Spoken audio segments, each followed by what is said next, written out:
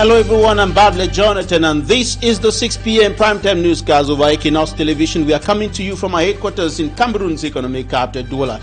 You're welcome on board. In our top stories in this edition of the news, the criticisms continue rising to the sky over the killing of two individuals in Balum village in the west region of the Republic of Cameroon, and one of Cameroon's renowned and outspoken traditional authorities, His Royal Majesty Sokoju Jean Rameau, the founder of the Bamenju people in the west region of the country, has condemned the torture and the killing of the two individuals in Balum village, and he has notably raised concerns about the fact that the traditional leader of Balum did not protect the victims from jungle justice. You hear me in this edition of the news. Plus, international anti-corruption crusader, peace crusader, lawyer, Sir Dr. Barrister Nico Halley has once more called on the press and Cameroonians in general to step up the fight against corruption, nepotism, embezzlement and mismanagement of public funds, xenophobia and all the ills plaguing the Cameroonian society. Stay with us.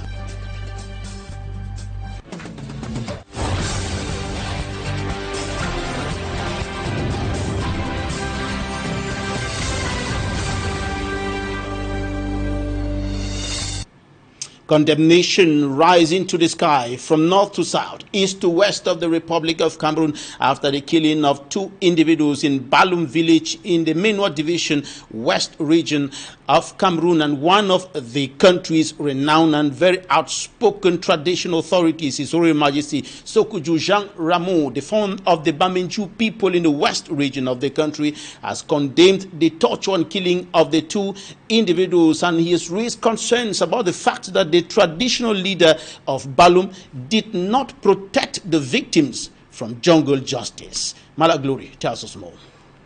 One of Cameroon's most senior outspoken traditional rulers, Sokoju Jean Rameau of Bamenju, has strongly condemned the barbaric killing of a young man in Balum.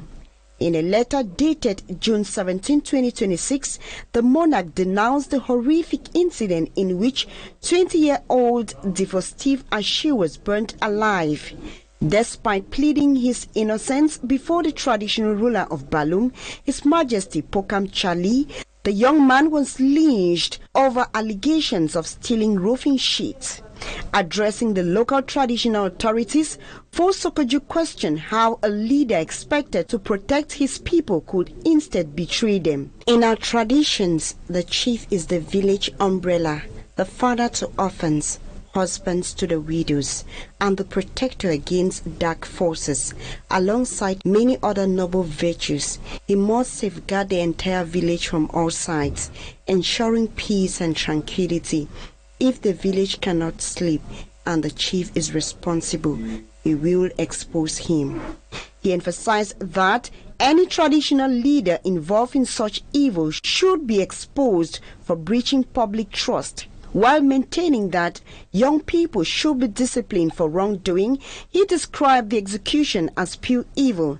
He called on judicial authorities to launch a thorough investigation to bring those responsible to justice. Meanwhile, local newspapers have expressed collective outrage over the lynching in Penka Michel subdivision. In its Monday edition, the Guardian Post ran a front-page headline condemning the act as a boy roasted to death over alleged theft.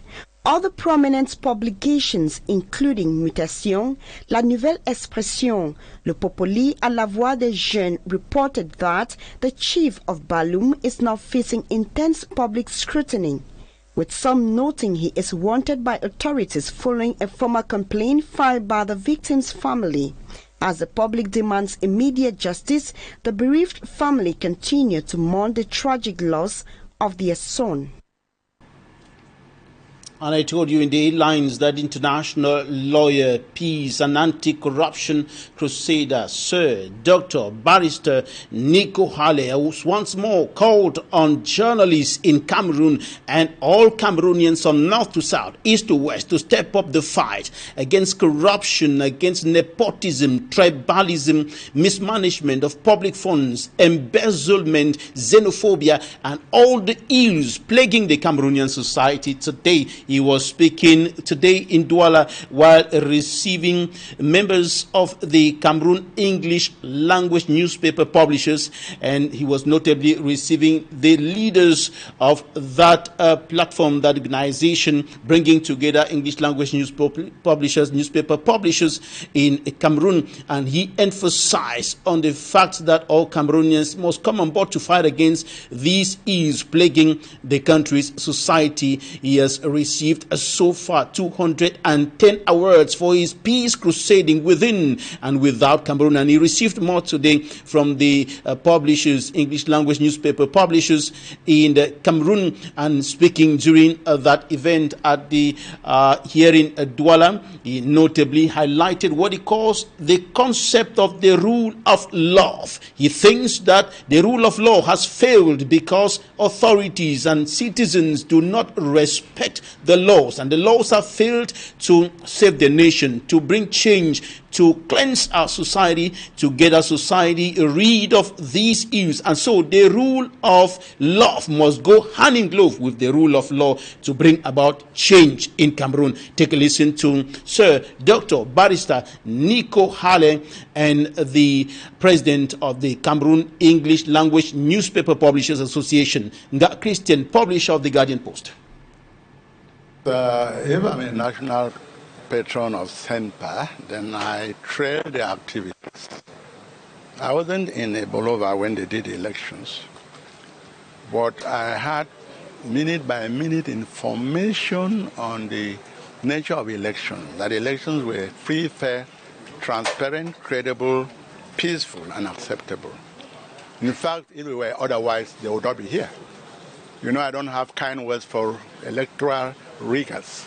Those who rig elections are a danger than, I would say, liability to the whole world. And so that's why they are here, because I accepted. Because I would have said no. I've said no to a few other persons who had wanted to come here, you know, and when I judged their credibility, I said to myself, now you cannot come here when you have been doing the opposite of what I've been doing.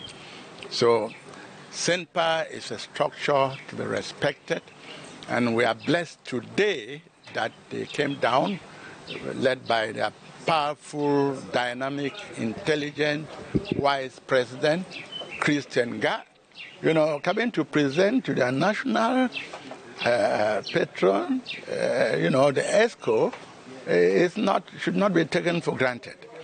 You know, and during their visit to present that ESCO, they said they had to see the gallery, themselves into office, and then on Sunday we are sitting in church, occupying the first pews, and even preaching when we rig ourselves into offices. We thought it wise to present the new ESCO, 15-man ESCO, to our patron and legal advisor, Sir Dr. Barrister Nico Hale. And just to add that, prior to that election exercise in Ibolowa, SENPA had programmed to also visit the gallery. But to tell you the truth, today's event is some kind of coincidence, because on many occasions we wrote to visit the gallery, but our patron said he was not available. And so when the opportunity came with the delegation, with the presentation of the new executive, we pleaded with him to allow us also use this opportunity to visit the gallery, which we have seen. Of course, it is a feat that not only a Cameroonian, but nobody in the world, I'm sure the next person in the world is coming closer to the 210 that we have here today. I think it is less than 136, I think, the late Michael Jackson. So you were listening there to Sir Dr. Barrister Nico Hale, national patron of the Cameroon English-speaking English Language Newspaper Publishers Association and the publisher of the Guardian Post, who doubles as the president of SENPA. In the Bojongo, Bonaberi in the Douala for subdivision residents have been battling with disastrous road conditions for years. Mud stagnate around different potholes, several potholes along that road, making the movement of persons, vehicles, motorbikes quite difficult. Details of Sedu Chakuto. Residents of Bojongo in Bonaberi Douala 4 subdivision have for the past years faced difficulties moving in their neighborhood. Several sections of the road are now impassable, trapping vehicles and motorbike riders in mud and flood waters. We suffer here a lot. I own a car, and in a month I repair my car because of damage caused by water for at least 85,000. En un mot, c'est un calvaire parce que s'il faut regarder. The flood has cut off key access points to my house, slowing down transport and makes my daily life harder. It's now difficult for us to reach schools, markets and health centers. C'est invivable. Nous avons tellement souffert ici sur la route de Bojongo et nous continuons de souffrir. Faced with the advanced state of the roads, the Douala city mayor on the scene announced an emergency plan for the rehabilitation of this road network. The mayor justifies this decision by citing the intensity of the severe weather events of 2024 and 2025. Planning our works, our road works, and it was not, we have to build this road. It was already in our program, but it lacks us the means to start the works. Today we have the means and we are starting the work. And what I'm asking people of Bojongo is to take care of this new road. For now, with roads destroyed and water still rising, Bojongo remains cut off from other neighborhoods. Residents are now hoping that these works evolve quickly so that mobility can be restored in the area. Coming up, we'll bring to you the smart side of the 2026 World Cup going on in the United States, Canada, and Mexico. Smart Jikan Gebre now brings to us some updates about the unfolding competition. Ghana will be without captain Thomas Partey for their World Cup opener against Panama. Partey was denied entry into Canada and his appeal to a federal court in Ottawa was dismissed. Ghana now has to adjust midfield plans just hours before kickoff. New coach, new start for Tunisia. Frenchman Hervé Renard has taken charge of Carthage Eagles after Sabri Lamouchi was sacked following a 1-5 defeat to Sweden on match day 1.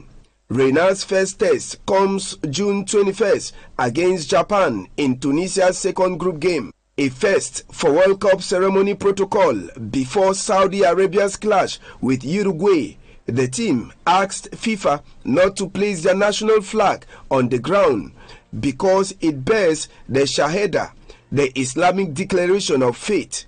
FIFA agreed.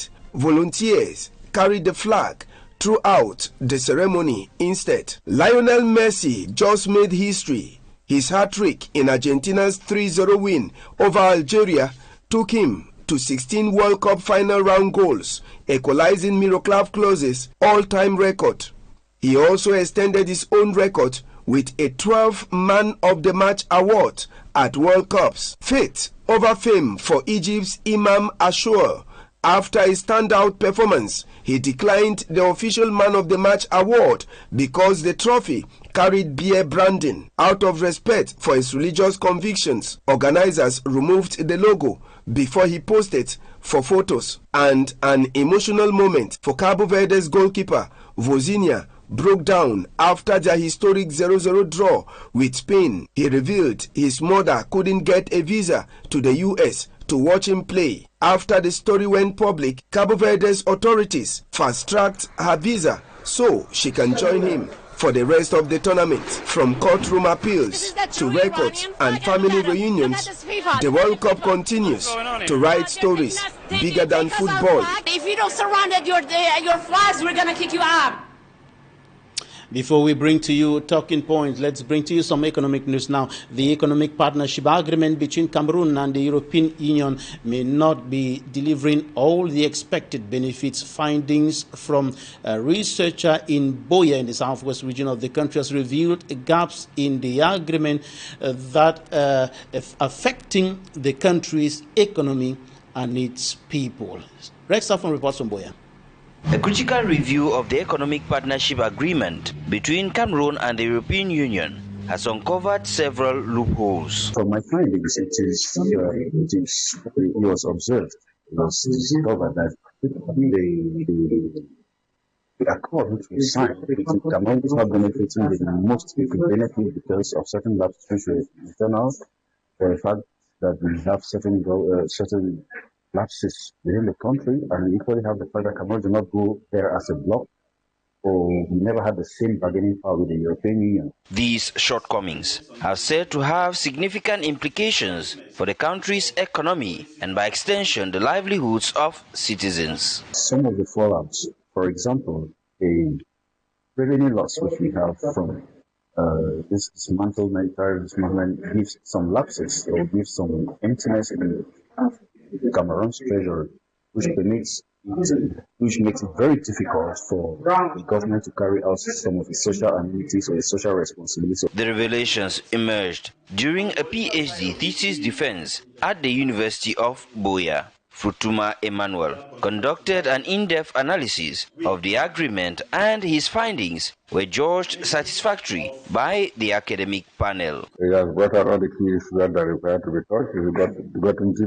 the partnership economic agreements that the Cameroon signs with particularly the European Union. I don't know some of the advantages that the country gains from being into those agreements. What he recommends is that usually before we get into those kinds of agreements, a lot more study should be done, a lot more in-depth analysis should be done to see what issues should be touched differently from what they exist as now. I think the general message is that we need to be careful with the type of agreements we go with, whether economic, political, or social. It is recommended that before Cameroon enters into an agreement with a foreign partner, it should carefully assess its strengths and negotiate both short and long-term safeguards to avoid the weaknesses currently being experienced under the existing agreement with the European Union. Thank you, ladies and gentlemen, for staying with us. For some technical reasons, we're not going to have talking points today. Stay connected.